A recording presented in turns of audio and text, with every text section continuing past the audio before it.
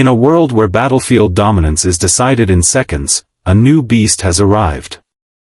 Meet the 2025 Trinetra Tank, India's next-generation main battle tank, forged for modern warfare and built with one goal: overwhelming superiority. Asterisk.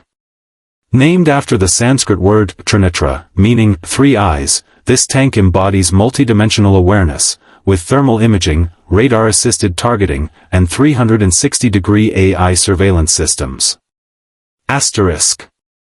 At its core, the Trinetra is driven by a hybrid powertrain, combining a 1,500 horsepower diesel engine with an auxiliary electric drive.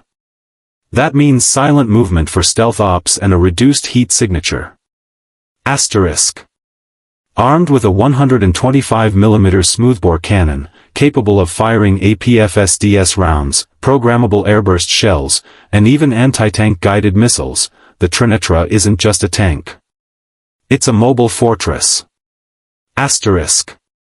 What makes the 2025 Trinetra stand out is its neural combat interface. The crew receives real-time threat analysis, and the fire control system can engage multiple targets at once, even while on the move. Asterisk. Need anti-air defense?